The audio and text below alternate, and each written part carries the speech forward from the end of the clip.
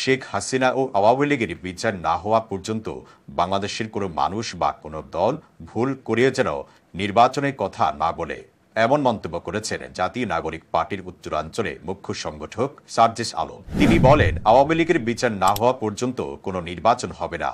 তার এমন মন্তব্যের পর বিভিন্ন মহলেই দেখা দিয়েছে ভিন্ন প্রতিক্রিয়া। গণমাধ্যমের কাছে প্রশ্ন রেখে সার্জিস বলেন যে হাসিনার নির্দেশে এতগুলো হত্যা করা হলো, সে খুনের বিচার না দেখা পর্যন্ত কিভাবে এদেশের মানুষ ভিন্ন কিছু চিন্তা করে।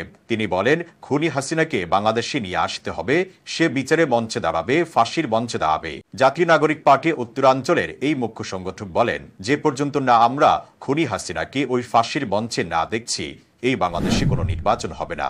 তিনি বলেন, আমার যে ভাইরা রাজপথে জীবন দিয়েছে, আমাদের যে মায়েদের চোখ দিয়ে এখনো কান্না ঝরছে, প্রাণী পড়ছে, আমরা যেন মৃত্যুর আগে খুনি হাসিনার বিচার দেখে মরতে পারি। রাজধানীর রায়ের বাজার বধ্যভূমিতে গণ অভ্যুত্থানে শহীদদের কবর জিয়ারত শেষে গণমাধ্যমকে এসব কথা বলেন তিনি।